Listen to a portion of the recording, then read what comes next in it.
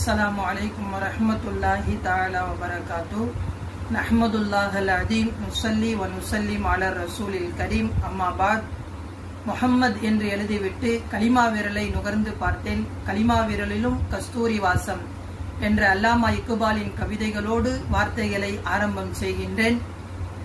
முஹம்மத் ஸல்லல்லாஹு அலைஹி வஸல்லம் அவர்கள் அவதரித்த இந்த புனித மாதத்திலே அவர்களை பற்றி உலகம் முழுக்க பேசிக் கொண்டிருக்கும் இந்த சமயத்தில் அவர்களின் குடும்ப வாழ்க்கையிலிருந்து சில செய்திகளை இங்கே நான் சொல்ல இருக்கின்றேன். ஸல்லல்லாஹு அலைஹி வஸல்லம் தங்களுடைய மனைவிமார்களுக்கு மத்தியிலே ஏற்படும் கருத்து வேறுபாடுகளினுடைய நேரத்தில் எப்படி அவர்களிடத்திலே நடந்து கொண்டார்கள் என்ற ஒரு செய்தி. அன்னை ஹப்ஸா ரதியல்லாஹு தஆலா அன்ஹா அவர்கள் உமர் ரதியல்லாஹு தஆலா அன்ஹு அவர்களின் மகளார் சஃபியா ரதியல்லாஹ் அவர்களை பார்த்து அவர்களை பற்றி பின்த் யஹூதி என்பதாக சொல்லி விடுவார்கள். இந்த செய்தி சஃபியா ரதியல்லாஹுக்கு தெரிய வரும் பொழுது மிகவும் வருத்தப்பட்டு அழுது கொண்டிருப்பார்கள்.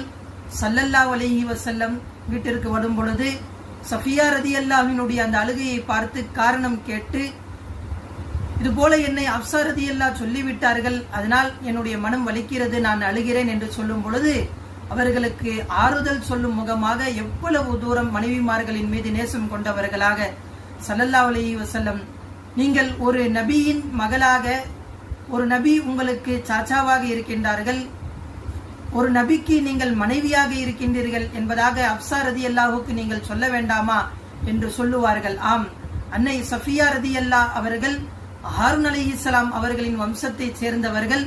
ஹாரூன் அலைஹிஸ்ஸலாம் அவர்களை தந்தையாகவும், மூசா அலைஹிஸ்ஸலாம் அவர்களை சச்சாவாகவும், முஹம்மது நான் உங்களுக்கு கணவராக அமைந்திருக்கின்றேன், ஒரு நபியின் மகளாக, ஒரு நபி உங்களுக்கு சச்சாவாக, ஒரு நபிக்கு நீங்கள் மனைவியாக இருக்கின்றீர்கள், ஹப்ஸாவை விட நீங்கள் உயர்ந்தவர்கள் என்று அவர்களுடைய மனதை தேற்றுவார்கள்.